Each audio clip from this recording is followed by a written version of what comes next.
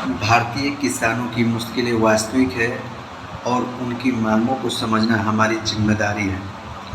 पंजाब के किसान धान और गेहूं की खेती के बजाय अन्य फसलों के विविधीकरण को समर्थन देते हुए अपनी आवाज़ उठा रहे हैं।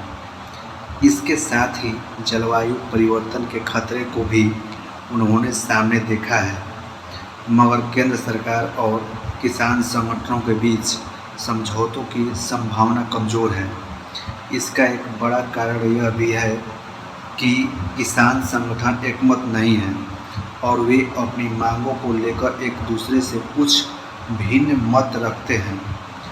तो सबसे पहले किसान संगठनों को अपनी मांगों को लेकर एकजुट होकर सरकार के साथ वार्ता करनी चाहिए। इसके साथ साथ किसान संगठनों के मध्य समझौते की संभावना को बढ़ावा देने की भी आवश्यकता है।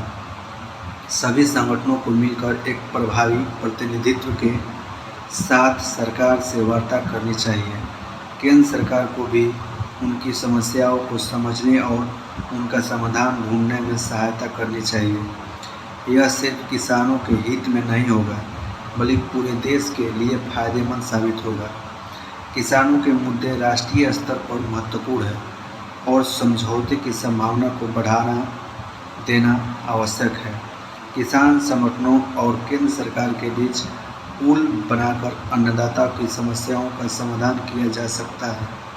इससे न केवल किसानों की आर्थिक स्थिति में सुधार होगा, बल्कि वे अपने अधिकारों का सही से उपयोग करके समाज में एक मुकाम प्राप्त कर सकेंगे। जाहिर है, केंद्र सरकार को इस मामले में पर्याप्त संवेदनशीलता दिखानी चाहिए। किसानों की मांगों को समझते हुए उनके साथ समझौते करना जरूरी है। इससे कृषि क्षेत्र में सुधार हो सकेगा, मगर इसके लिए किसान संगठनों को भी सहयोग करना होगा। वे चाहे जितना भी अपनी मांगों के लिए लड़ लें, लेकिन वे यह भी समझें कि समझौते का मार्ग ही सबसे उत्तम है।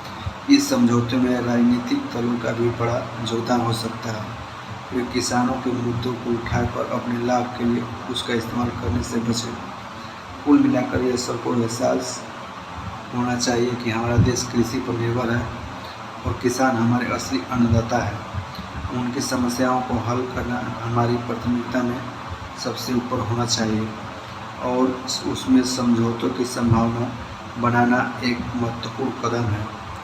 इसलिए हम सभी को यह समझना चाहिए कि समझौते का मार्ग ही सबसे उत्तम है और इससे हम सभी को लाभ होगा।